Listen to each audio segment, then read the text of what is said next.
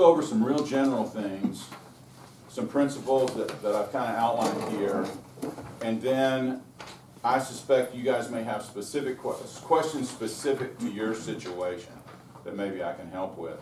And we probably got folks of all different levels of either playing or and I know some people are just choral guys that are trying to figure this out, and other people are instrumental people that are trying to, you might have to write for your group every week or whatever. But this whole idea of arranging, let's just do a quick definition. What is it? It's often lumped together with composing, but it's a very different, and even more often it's lumped together with orchestrating. But in the real world, those are three very different things. Arranging comes after composing and before orchestrating. It comes between them. Come on in. Yeah, just grab one of the handouts. We're just getting started. Come on in. And that's assuming the jobs are done separately. Sometimes the jobs, you may be all three people. You may be the composer, arranger, and orchestrator, and you may be doing them, as I do sometimes, kind of all in one flow. But it's often, I've also been the person who has been hired to arrange someone else's work, but not orchestrate it, or orchestrate somebody's work and not arrange it. That's even more common. But an arranger typically takes the bones or the elements of a composition, this is generally a song, and puts them together in a specific setting or a specific combination of voices and instruments. Arranging is a great way to treat an old piece with something new, a new creative light. And this is why so many you hear so many arrangements of old hymns. We're all trying to figure out new ways to make these things come alive. And so we're always looking for new ways to treat old tunes. And honestly, a good arrangement can make or break the success of particularly a new song. And great arranging, quite frankly, has hidden many flaws in otherwise mediocre songs. And I think that's just something you need to be aware of. And if you're an arranger and you're being asked to dress something up, you may be digging into something going, this really isn't a very good song, and you're making it a better sounding song just by writing a great piano part or adding a cello thing to it or something, making it more interesting. So in a lot of ways we can kind of gild something that's not all that interesting. Hopefully, but the better the source material, the easier it is to arrange something. So what are the jobs of the arranger? Whether you're doing, now if you're just writing one or two instruments onto something, that's almost more orchestrating than arranging. But if you're really starting as an arranger, your first job is probably to choose a harmonic progression for the material. And this may be the same as what the composer wrote, or it may be an altered version of what the composer wrote. Like if you're taking an old hymn, one of the most interesting things you can do is come up with a new harmonic progression for it and realize the song in a new way so that it doesn't sound exactly like it's always been done. And we hear a whole lot of that in these things with all these hymn arrangements, that they're not the traditional harmonizations. But you also have to choose a rhythmic setting for it. And as obvious as that sounds, that's not just a rhythmic setting of the melody, but a rhythmic setting of the underlying accompaniment. How many of you work with contemporary music in your churches? So, I mean, a whole lot of a good instrumental arranger is knowing how to talk to those contemporary musicians and how to put something on paper that they can understand. And you're choosing, I was a drummer, this is how I got started in this world, and so I think in terms of groove. What is the groove of this arrangement? What is the rhythmic backbone of it? That's important too. What's the harmonic setting and what's the rhythmic setting for it? Several years ago, Joe Martin came to me and asked me, it was I guess it was 2009. It's more than several years ago. It was the 40th anniversary of Kurt Kaiser writing Pass It On. That old song so it's before some of you were born, But it was a huge song. It was this big, very popular song in a musical called Tell It Like It Is. Every youth choir in America sang it. And here it was his 40th anniversary of the song. And Kurt was a mentor of mine and a friend, and so I jumped on it. But Joe had the idea of how, he says, I think it would be really cool because it's got this missions emphasis to do it with a third world kind of rhythmic thing, which is, it's just a percussion beat that's and it worked really well. And that flavored everything, because the rhythmic approach flavored even the harmonic approach, because once you settle into something like that, you don't want to be changing chords a whole lot. You want to keep things simple and let the rhythm carry it. Another thing that the arranger chooses is the voicing of chords, which is how you lay out your chord changes. Is everybody singing or playing? Is like if you're writing for 4 trumpets, you're probably going to keep the voicing real tight. But if you're writing for a brass quintet, like what you heard today, those charts were written by a French horn player I know from Dallas named Sterling Proctor. He's great. They spread things out so it sounds bigger. If you're writing for a ladies group, you might keep the voicings tight. If you're writing for SATB, you can spread it out or keep it tight. And so you want to know how to, that is really affected. Voicing is very much affected by the ensemble that you're writing for. A mixed instrumental ensemble, you're going to spread things out. If you've got a bass, like a bass trombone, French horn, and 2 trumpets, you've got a lot of range to work with, so you're probably going to voice your chords more open. And you may be called to also to compose a line or two. Arrangers do compose, but what we're generally composing are auxiliary lines, introductions, counter melodies to go with the original melody, something that works on top. Even if it's something as simple as a whole note string line that's way up high, you're composing that. You want that line to make sense as a melody in and of itself. So you've got to think very much linearly or counterpoint wise, as opposed in addition to the vertical harmonies. And then the other task of the arranger is to put the ability to put it all down on paper clearly so that musicians can interpret it properly. And that is increasingly, I don't know if you'd say it's easier. I mean, with Finale and Sibelius, it's being able to put something down neatly is easier now than it probably was. But I started out, no kidding, I paid the bills as a newlywed doing a whole lot of copy work for guys like Kurt Kaiser and jingle writers in Dallas and stuff like that, where there was no typesetting. It was all done by hand in ink on paper, and they would give me a score, and here's the first flute part, write it out. Here's the second flute part. Here's the trumpet part. And you realized a stack of paper about this tall sometimes on a big project, and one part at a time, and it was copied. But the arranger had to know how to put it on paper. Finale and Sibelius and this. Has anybody seen Dorico yet? It's a brand new program that I think has got lots of potential. How many of you are Finale users? Everybody? Am I the only Sibelius user? All right. I came to music software very late. I was really, first of all, I learned to write everything by hand, and I encourage, if I were teaching an orchestrating and arranging class today to college kids, I would make them do everything by hand the first semester. You need to know how to do that. It's important. And I think it's how our brain should work. There's a connection here, because the computer will make us think the way computers think, and we need to make the computer think the way we think.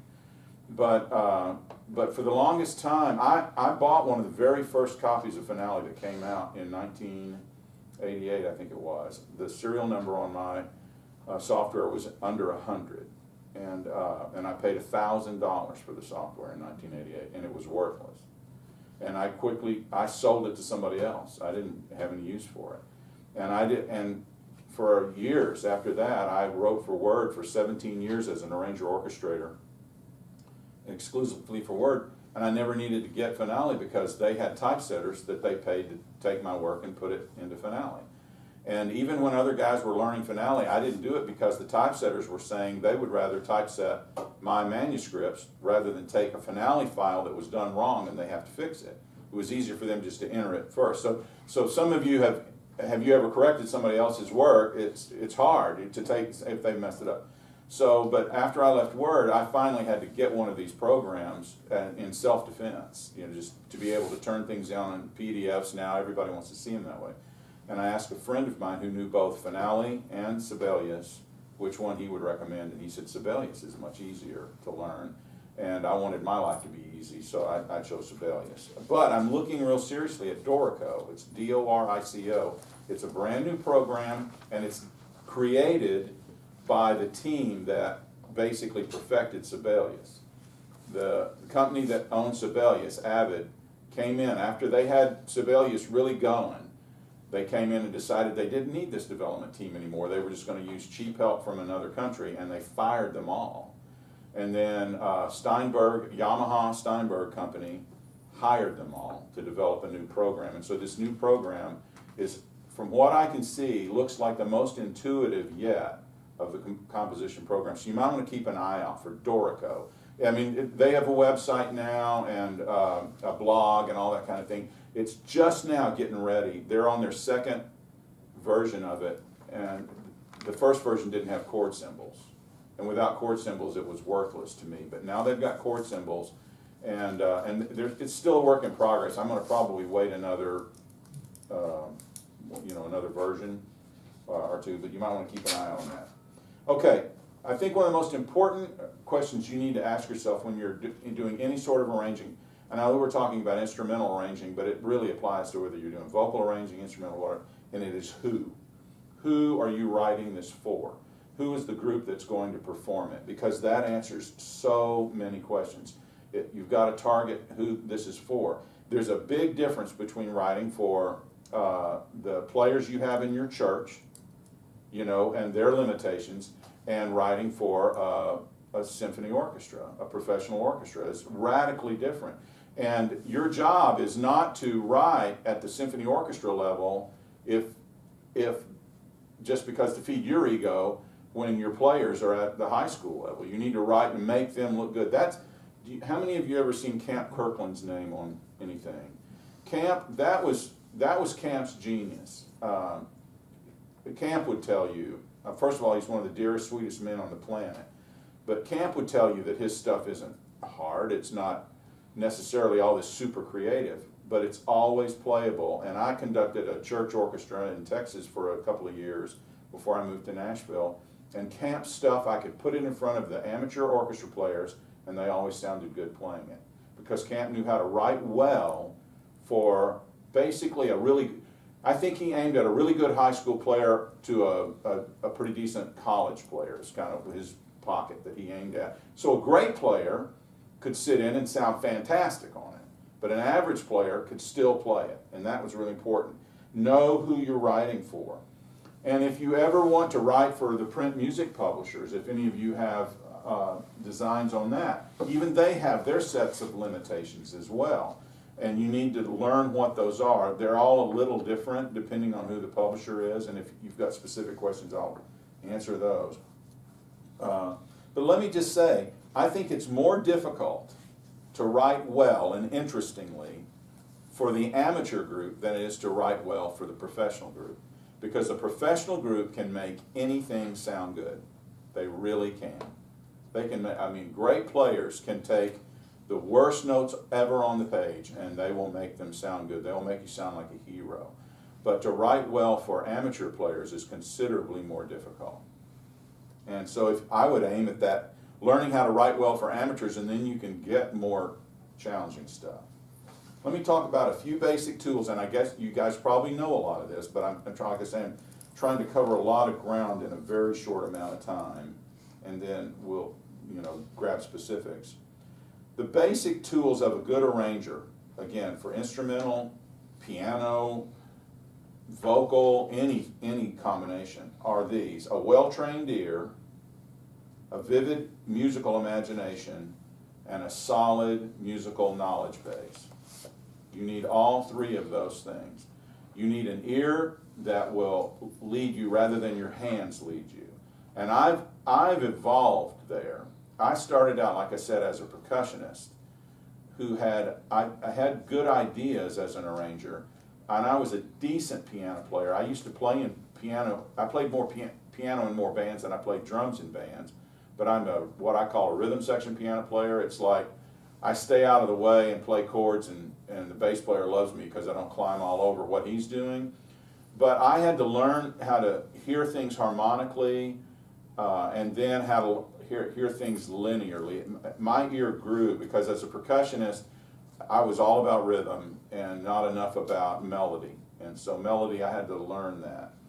But, and boy, did I not have the intimate understanding that I've grown to have of all the different keys and harmonic relationships. Because when every instrument you play is either boom, boom, boom, 1-5, 1-5, 1-5, or no pitch at all, you know, some of those things escaped me, and I had to learn them on my own. But I mean, I'm talking about keys. You need to know keys, all the note names and musical terms, all that stuff that most of you probably already know. But also super important is knowing intimately knowing the range of whatever instruments or voices you're working with. Because there's nothing more embarrassing than putting a chart in front of a professional group of musicians and the viola player says, I can't play that note. Why can't you play that note? Because it doesn't exist on my instrument. Because it's below the lowest note on my instrument. That's an embarrassing thing. And that happened to me once. It was an accident because the piece had been transposed after I'd done the first arrangement of it. And but it was my fault because I hadn't gone back through the chart and checked those things, you know, and so it had slipped through. And it's also bad to put notes in front of an amateur player that are just too hard. They're too high for an amateur. What a professional trumpet player can do versus an amateur trumpet player is two very different things. And so you need to know that. Goes back to the who question. You know, and then what is easy for any particular instrument or voice and what is difficult. An oboe can play way up in the top of above the staff, but it sounds screechy, where a flute there sounds just completely comfortable. The oboe down in the middle of the staff sounds warm and wonderful, and the flute starts to disappear. You need to know where these instruments are in their strongest areas. For voices, how many of you write for singers? Any of you writing for singers? I mean, it's like, where is the alto break? You need to know where that alto break is, because if you don't, they'll let you know. This is too high. This is above my break. I don't know how to do. What do you want us to do? Similarly, basses have issues there, or writing below where the tenors can sing. Where are these ranges? How high is high for any given voice, and how low is low for them? I mean, you need to know without even thinking what's the lowest note a cello can play.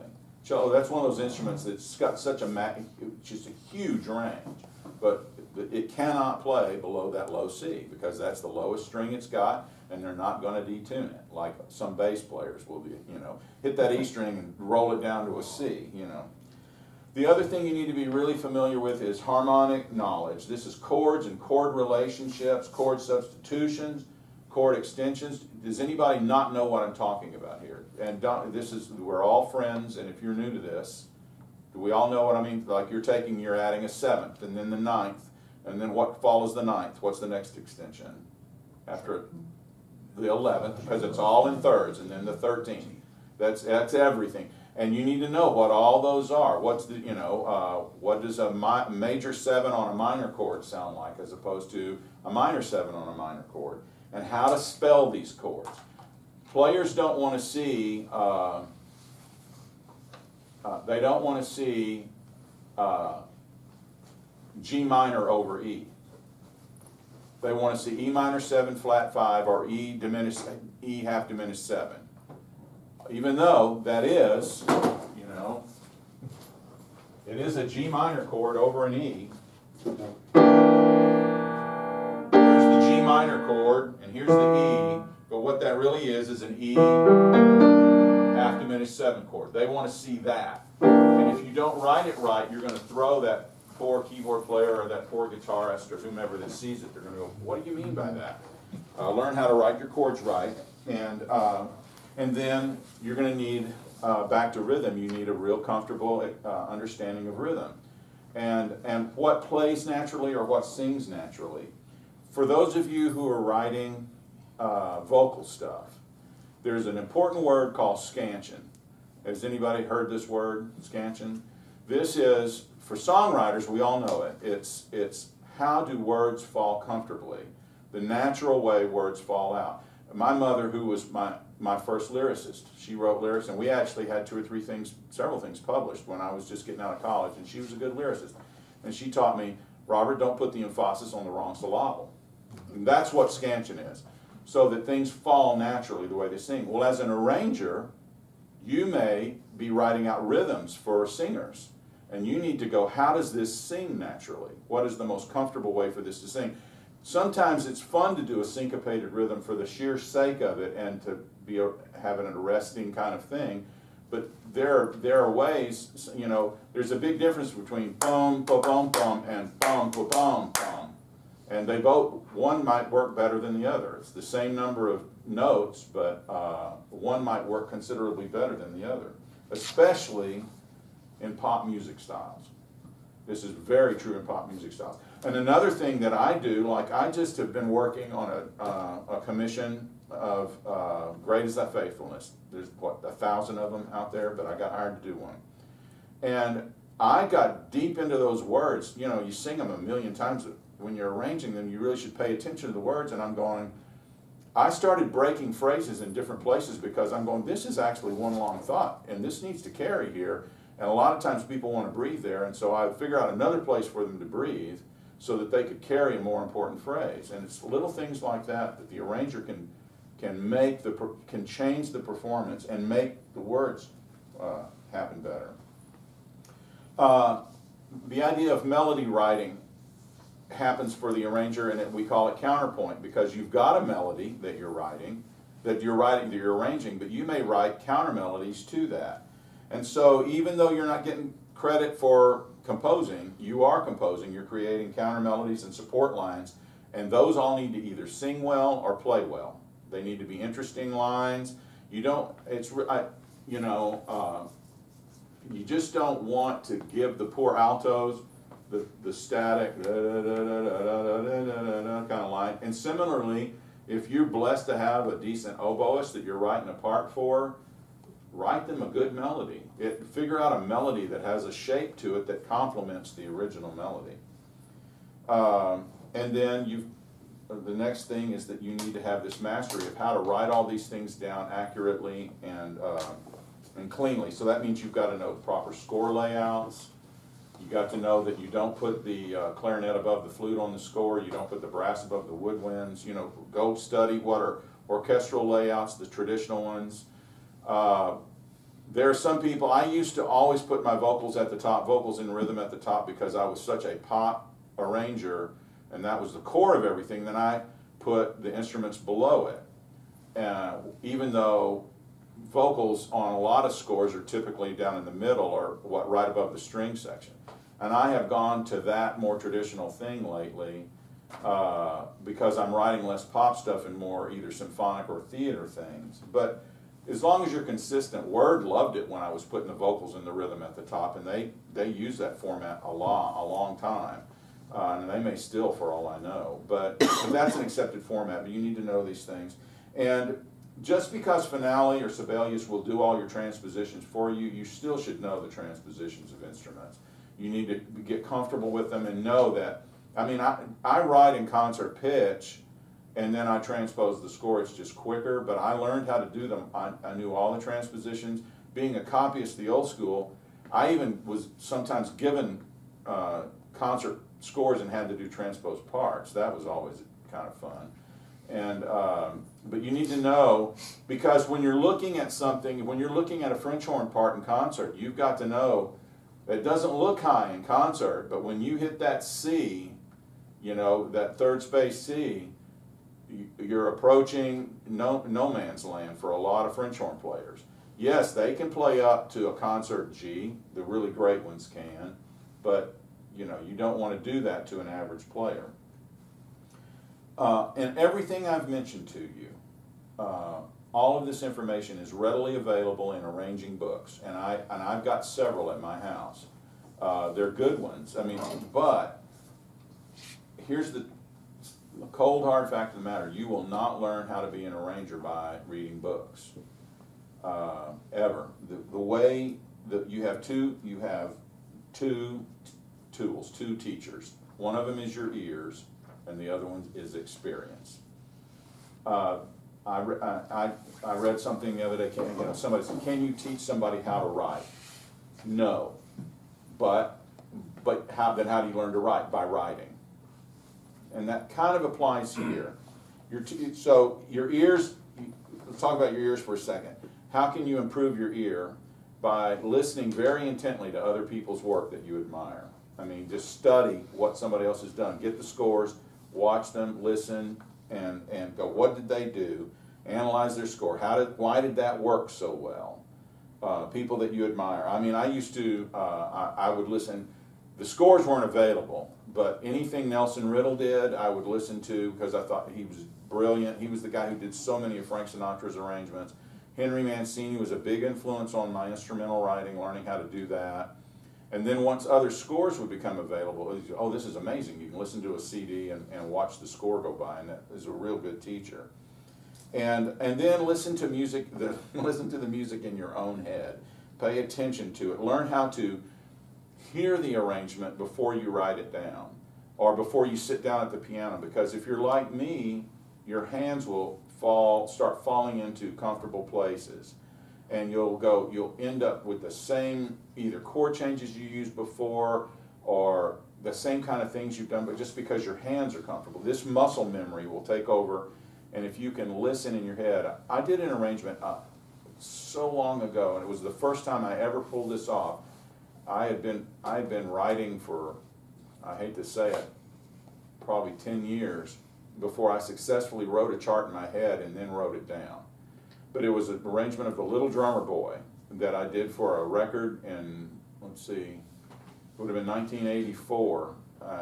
I was still pretty much a kid, and it was for a record for KVIL Radio in Dallas, Texas, their Christmas records.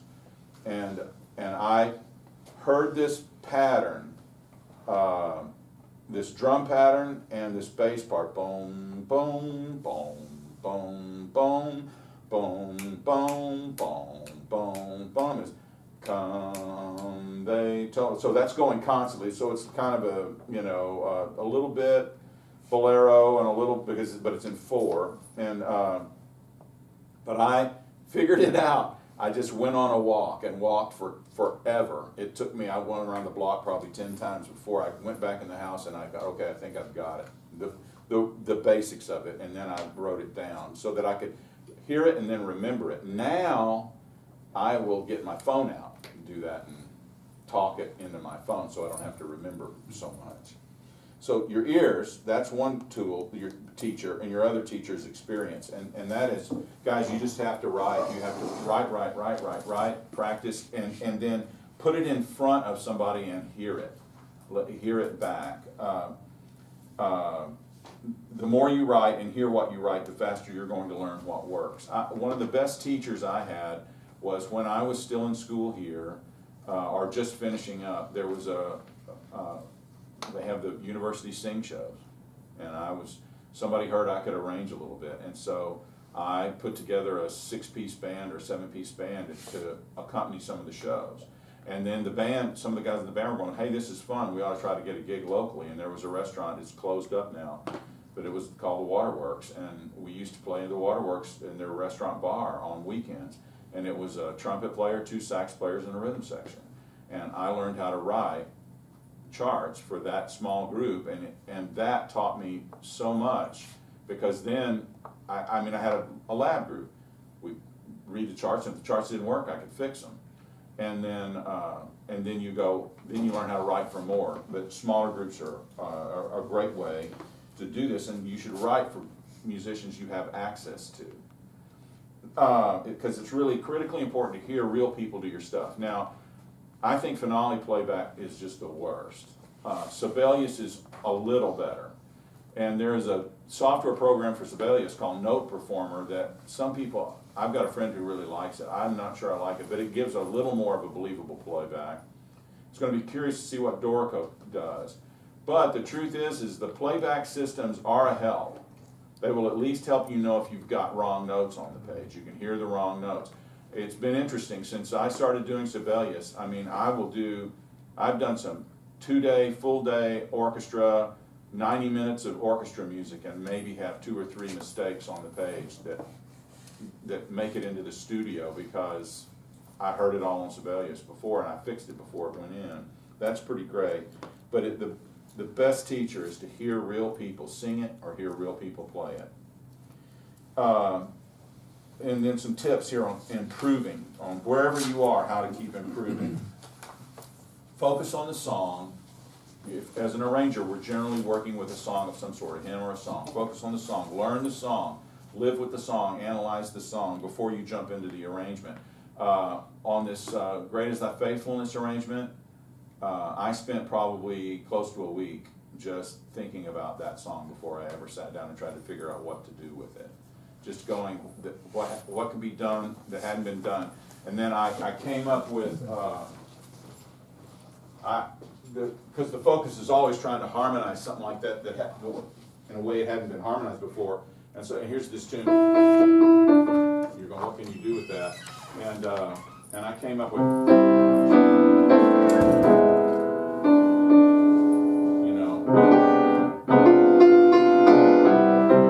and so that became my, whatever you call it, the motif or whatever that I'm going to work with everywhere. But it took me days to figure out and go, I really like that. And so I had to live with the song.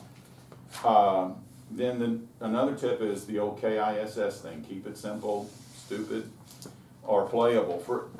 And for SATB, I say keep it in the staves. Do you know what I mean by that? Keep it in the grand clef. I rarely write above a G for the sopranos, and I really prefer an F. And I rarely write below an F for the basses, and I prefer the G. And anything outside of those are kind of special notes that you use them rarely, and you have to set them very carefully. Because, let's face it, your typical amateur soprano above that F, woo! You know, you got to be real careful with that. And most basses get so thin below the F, you might have one or two Russian basses down there that can sing that E flat or the D. But what is it, My Eternal King, you know, that starts and has that D flat for the basses. I mean, you're going, you know, it's a brilliant piece of music, but not everybody can sing that. Start small. Small is a really good teacher. It's harder than you think. Arrange a song for a small group before you try to tackle an opera, for example. Learn to write 2 parts before you write 4 parts. If you Charles F. Brown, or Charlie Brown as we all called him, was the head editor at Word when I went to school here, and Word was here in Waco. And Charlie taught a class here for 1 semester that I learned so much from. And Charlie was the master of 2-part writing, men and women. And he could write a really interesting, it was choir music, but he knew it was for small choirs, and he would occasionally go to 3-part or 4-part, but he knew how to write 2 interesting lines that harmonized nicely, that weren't just running along in 6ths or 3rds, that made sense and created a sense of the chord. It was so that's important. Strive to keep every part you write interesting, because boring parts mean bored musicians, and there's nothing worse than a bunch of bored basses. You know, they'll get in trouble. You know, they'll sit there and they'll cause problems for you. Or bored percussionists is even worse than that. Mix it up. If you do have a group large enough to do this, write some unison, write some 2-part, write some 3-part, write some 4-part, all in the same arrangement. Whether it's an instrumental thing or an SATB thing, move the melody around. If you've got full control of the arrangement, you're not just writing extra parts for something. Put the melody in the men, put the melody in the women, put the melody here, there, mix it up. Try different harmonies, change your voicings, all these kinds of things. Learn how to do modulations other than just a half-step modulation. How to go up a minor third is a very effective modulation. A full step's an interesting modulation. And big modulations can be a problem if the range of the song, the initial range of the song, causes issues. You know, you've always got to be concerned with that. But learn how to modulate, and always be educating yourself in all these things that, like this. This is awesome, being here and trying to absorb all you can from whoever can teach you. Or I'll tell you, I learned a great deal as an arranger from the players that I worked with. Don't be afraid to ask. If you're lucky to be working with a good bass player, for example, ask the bass player, did that line work? Or ask for me, it's string players, because the bowings are a mystery. I mean, how they figure this out, you know, and no 2 violinists will bow it the same way anyway. And so I don't write bowings, but it's like if a string player sees a staccato, they'll play it one way on an eighth note. If they see a staccato with a little line, it's different. If they see a staccato, there's pizzicato, staccato, all these different autos that they've got, you know, and they're all different. And to know this is what I want, and so talk to them, and don't be afraid to admit to them that you don't know. They will respect you if you say, I really don't know, I want to learn. They'll, oh, great, I'll show you. You know, here's the difference. They'll go, I've had a lot of times, they'll go, do you want this separate bows or all, you know, like a, they're like some 16ths that they could do that are this way, or on one bow. Because they're going, this feels kind of big, maybe you want it on separate bows? And I'm going, I'm not sure, can I hear it? And they'll play it for me. I go on with the second one, whatever it was, the first one. They go, okay. And then, so, learn from the musicians that are better at their instrument than you are, you know. Jesus Paid It All that they use in the worship service up there. The piano part in that is what a lot of people like. And a lot of people are stunned to learn that I cannot play that piano part. I cannot play most of the piano parts that I write. And somebody says, well, how is that possible? I'm going, I can't play the violin either, but I can write for the violin. I can't play the oboe, and I know how to write for the oboe. You learn what a player can do, and you learn how to write for that instrument, and you learn how to hear that instrument. And so they go, and I said, I can't sing soprano, but I can write for a soprano. This is our instrument. For the arranger, it's your ears, what you can hear inside your head. I don't know if any of you are concerned with the professional considerations of being an arranger. Maybe, is anybody in that thinking that way, what it would take to make money at this? Well, let me just run down a few things business-wise. I don't want to waste a lot of time on it, but and then if you've got specific questions, hit me with them. But a professional arranger really needs to be versatile. And honestly, even if you're just doing this for the love of it at your church level, the more versatile you are, the more fun you'll have. A composer can be a specialist. I mean, if you think about the film scores of Randy Newman, did we know him? Randy Newman, who did all the Toy Story things, and he did The Natural, the great baseball movie. If you listen to Randy Newman scores, you go, oh, that's Randy Newman. He has a sound, a thing he does. Not unlike, not quite so much Hans Zimmer, but Hans Zimmer kind of has a sound. And John Williams now has one that's associated with him, but the truth is he's far more versatile than people know. But there are composers that can be very specialized.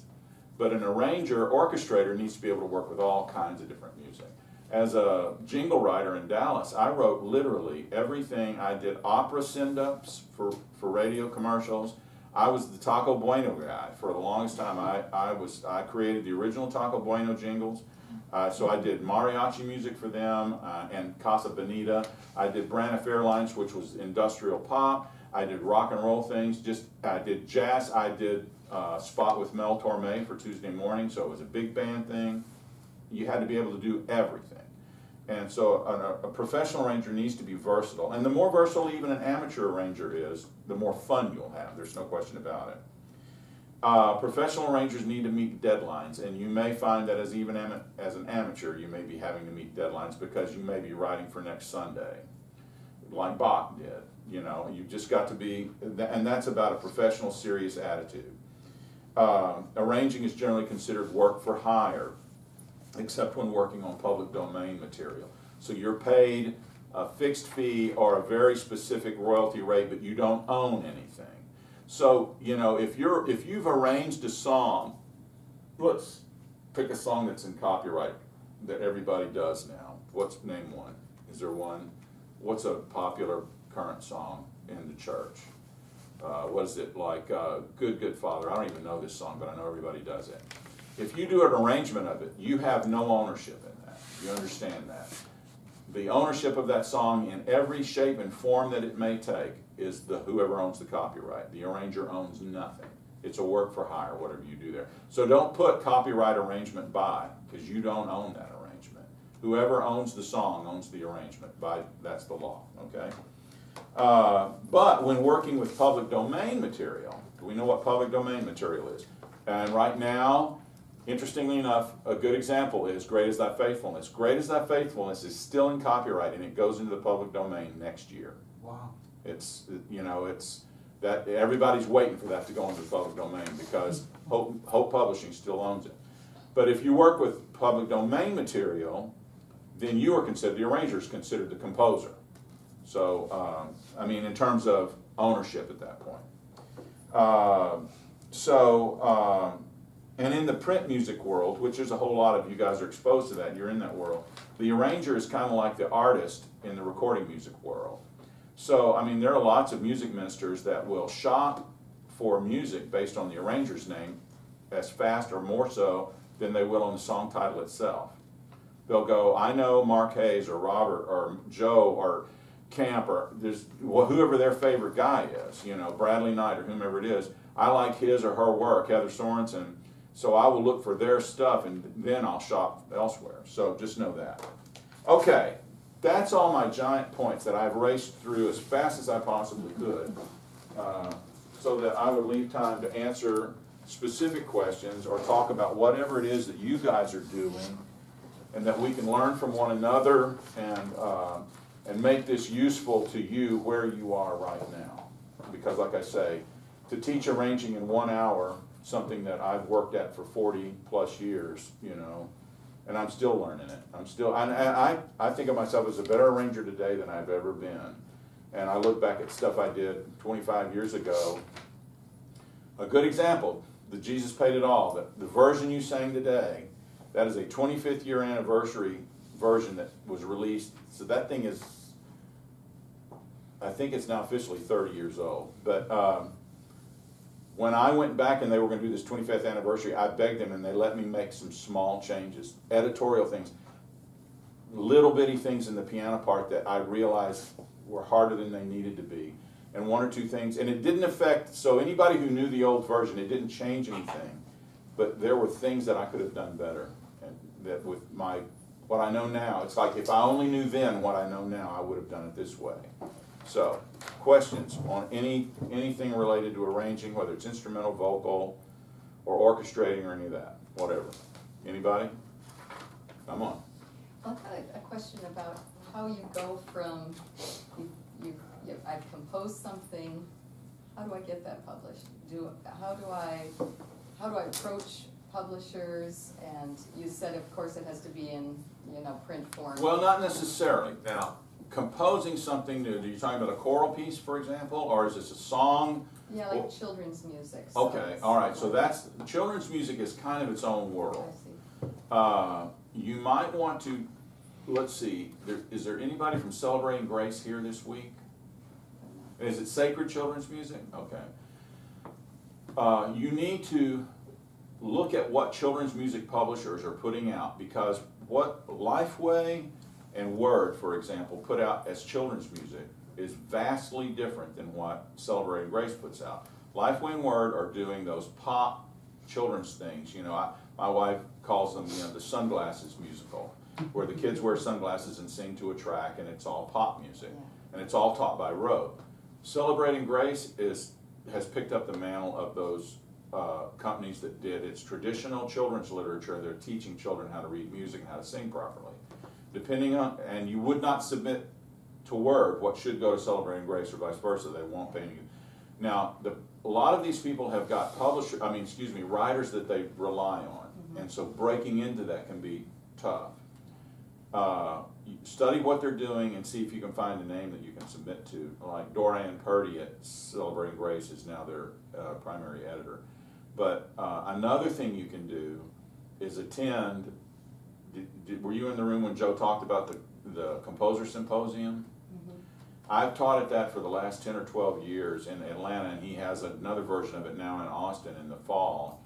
I don't teach at that one, but and there are people there that come there that write children's music, and he will bring in various publishers that will be there for the week, and they listen to people's music. You submit. It's like you have in an open session, and you can even have private lessons with these people, and it's another great way to get to know somebody, and then they know who you are, and they look at it and go, we could maybe use this, we need to do some work on it or whatever, but it's establishing a personal connection. Okay, that's really helpful. Anything else, anybody, on any topic related? I can't have been that good. We about 3 times a year do some small instrument ensemble things about what our budget has to work with. Remind me where you are? Conroe, Okay, First that's right, Presbyterian. okay, all right. And oftentimes I find myself more pulled to, I like these pieces that are not written for instruments, rather than picking from this selection of things that have instruments, but it's a little thing of its own. What's the process of going through to get rights, permissions, whatever it is, to get a piece orchestrated, to add things to an existing arrangement? Well, okay, so you're wanting to add to a choral thing Yes. that doesn't necessarily have instruments Correct. written for it? Technically, you should contact the publisher and ask that permission. And most of the time, I suspect if you did that the right way, they will say, sure, no problem. A lot of churches do that and never ask. The First Baptist Dallas, I know for a fact, their library is filled with orchestrations that were done by their house arrangers long before, because, I mean, and like, back to Jesus Paid It All. With the 25th anniversary of it, I wrote an official orchestration for it. I never wanted it to be orchestrated. I always just wanted it to be piano. That's why I wrote it that way. But by the time I did that orchestration, which is the orchestration I like, I'll bet there are at least 24 orchestrations of that floating around, because Azusa Pacific College did one, and this university did it, and this church had one done because they wanted an orchestra. And I don't know that any of them asked permission. They just did it. That's just the sad reality. Technically, you should ask permission. The sad reality is you could do it and nobody's going to know, probably, unless you go and record it or do something like that. But the publisher's the main contact. Yeah, though. that's who, when it comes to permission to altering anything that's in print, the publisher at the bottom is who's in charge. Now, some of these companies are represented best by a company called Music Services. There's this administration company called Music Services. It's musicservices.org online. And they're the ones who handle all these small third-party requests, because there's so many of them that come in. So any of the evangelical publishers like Word and Brentwood and Lifeway and stuff like that, Music Services is probably the people to ask. The traditional companies, Hope, Hal Leonard, Lorenz, they handle their own requests. So, you know, and you can always go to their website and see if there's a way to ask. And my guess is that most of them will go fine. If you bought the anthem and we don't have an orchestration, fine, you can do your own. If they've got one, they may say you need to buy ours. Okay. Others. You don't usually have to pay any kind of fee if you do that? I don't know. I don't know that they would ask you to do that. I mean, they're you know, if it's an anthem that they just did a piano thing on, they're going. They were wanting to sell the piano part. You've done that. You've bought the choral anthem, so they may just go, I want to write for a few instruments from my church. Is that cool? And they'll probably say, yes, you can, but you are not allowed to distribute it whatsoever. It's for your use and no one else's use whatsoever. And on the parts, you need to put our proper copyright notice. It will probably cover you, would be my guess. Others? Are we going to have to go to prayer requests? If you, my wife taught public schools for a while, and children wanted to do Mary Did You Know, and it was a middle school, and we found a suitable arrangement, so I arranged it. And but I had to go. That was arranging the song Right. from scratch, and I had to, I think it was Word, and had half of it, and Somebody else has the other half, because Mark's half was one company and Buddy's is probably another. Yeah. So I had to go to. And did they allow it? Yeah, but I had to pay. Right. Oh, we paid some little fee to. Right, fee. exactly. And And often the publishers will want to know if you've gotten permission from one publisher.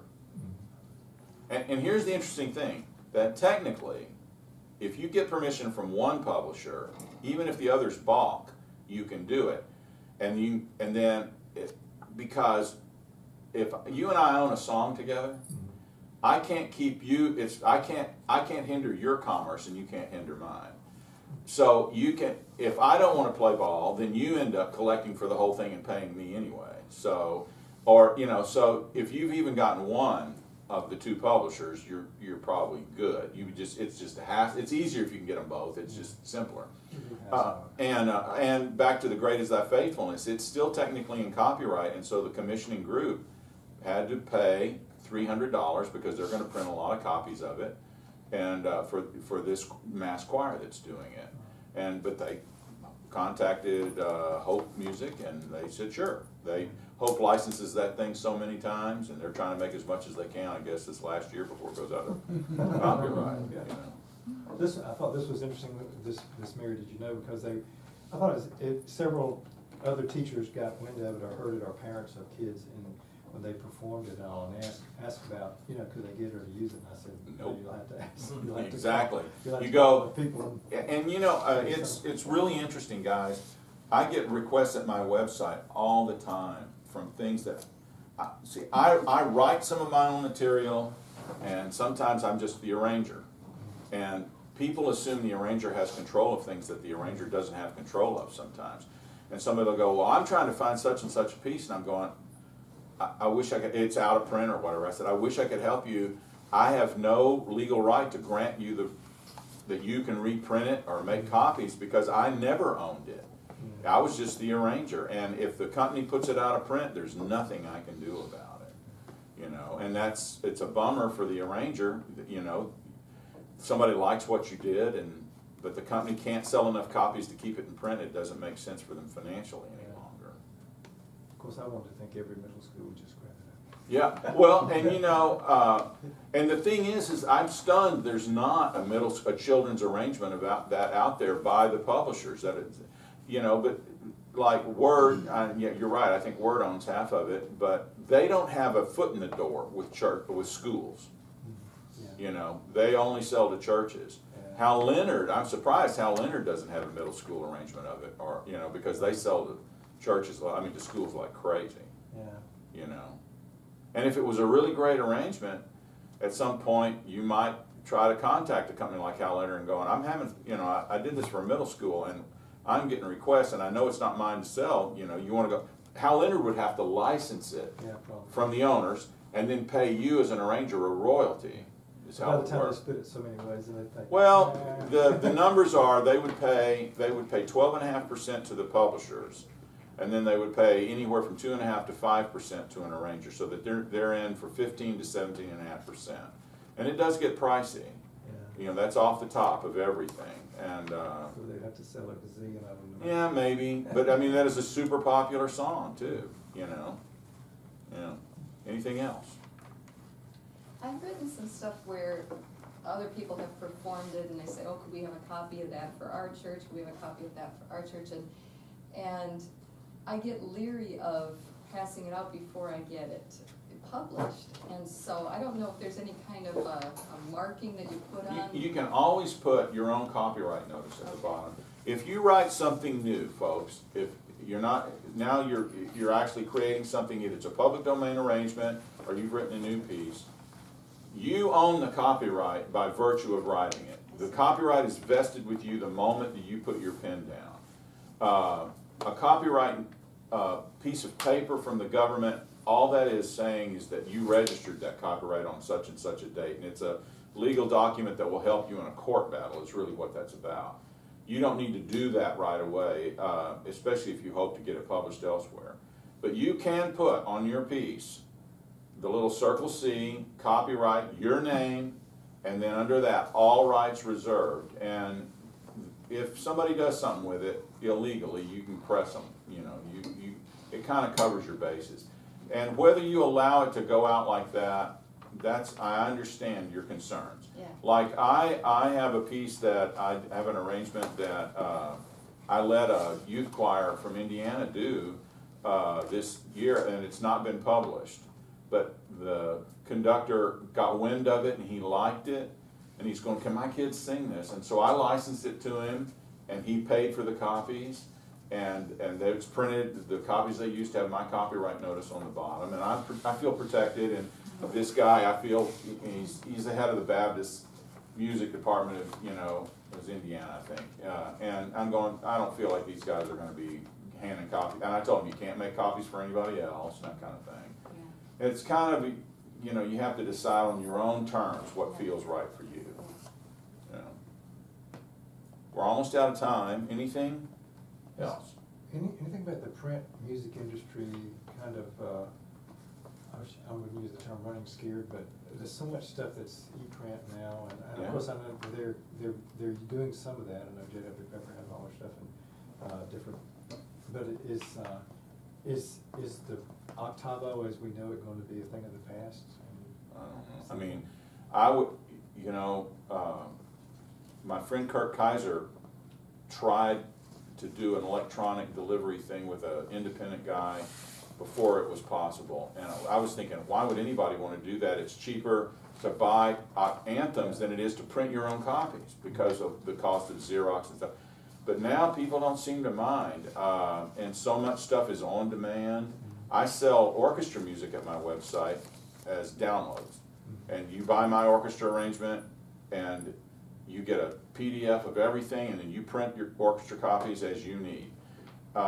Choral music's a little different. It's like, because in orchestration, you've got one orchestra that you're playing it, you can hand it for. But how many, is your choir director going to say, how many copies are you going to print? And they've got 50 people. Now they've got 50 people. But then next year, somebody's lost some of their stuff, so they're going to, oh, can I print more? And most people are not going to pay for a few replacement copies. I think the electronic delivery is going to change everything before too long. And we may get to a place like my friend John Parker, who's in Austin, who has Parker Publications, that you download stuff and you're paying for a download, and he has, I think it's a fixed price for a song. It's like $35, and you make as many copies as you need. Do what you want to. Right. You just don't give it to anybody else. Yeah. I mean, and that's the problem is, the sharing of music, or here, let me make a copy for you kind of thing. It's who's it gonna hurt, you know? Well, and it doesn't even make that much of a difference whether it's a print copy or a digital copy, because somebody could just as easily scan it in and send it digitally to somebody else. And So, I mean, these days, it's gonna happen. I mean, it can happen anyway. So yeah, and I work with this Georgia Baptist choirs. That's who commissioned this Great Is Thy Faithfulness. It's their, their the men and women mass choir, the Jubal Chorus, Sons of Jubal and Jubal Chorus. And I did a record with them, produced a record with them recently, and with mass choirs, and we're always getting on them about, when you're recording, when you turn those pages, and this last time we recorded, I bet 25, maybe 30% of the men were singing from, they had scanned their music into their iPads so they can do this silently. And once people get comfortable with iPads, maybe the business would be to, become an iPad dealer and sell them with preloaded music. I don't know. there's some companies that are doing. I think Lifeway now is integrated with Planning Center, and so you can bump everything to Planning Center that you buy. Is that an iPad program kind of thing? Is it a format like that? It allows it to be possible. Yes. These guys had marked on theirs even. Yep. They had done markings on their iPads. I don't even know, I'm not an iPad guy. I'm a Mac user, but I don't use an iPad. So I think it's inevitable. You can't put that genie back in the bottle, and I'm not sure how it's going to affect things. I know that right now I'm sitting on a dozen at least unpublished pieces of music that I've done over the last couple of years that I don't know whether I'm going to publish them myself. Am I going to get into the choral music? Because right now I only sell instrumental music, and I license music. I have 3 or 4 musicals that I license at my website, and all my choral stuff is with traditional publishers. But I'm beginning to go, can I just sell this stuff myself as direct downloads and reach the guys myself and cut the middleman out? And you keep all the money. Well, that, and I don't, and part of it is I don't have to, and it's a good example. I have this massive arrangement of A Mighty Fortress, and several things like that. And Joe Martin, who I have a terrific relationship with Joe and with Hal Leonard and Shawnee, and I showed them to him. He says, I love these. He says, but I'm under contract with somebody else already. We're about to release a Mighty Fortress. And so a lot of it is timing, finding out what publisher wants what when. And they may love a piece and say, well, we can put this out, but we can't put it out for another 2 years. You know, and where I'm going, maybe I just want to put it out myself. I don't know, but and you may be in that same boat. And the great thing about technology is that it puts you guys on a level playground with every professional arranger out there in terms of, I mean, they may have more name recognition, but you can put your work out. And there are a lot of guys that do instrumental music now for church orchestras and stuff. And it's, I mean, matter of fact, the primary publishers, the big publishers, don't even do it anymore. It's just, I'm a part of a Metro instrumental group, or anybody know that group? Yeah, and so I see, you know, those guys, you know, when Mike Lawrence has a new chart, he just tells all you guys, I've got a new chart, here's my new arrangement, you can check it out. Or whomever it is, you know, there's several of those guys. Well, I think our time is up. I hope this was helpful, I hope you enjoyed it, and if you've got other questions, I'm around this week, just find me, stop me, talk to me, whatever, I'm here. Thank you so much. Yeah, take care.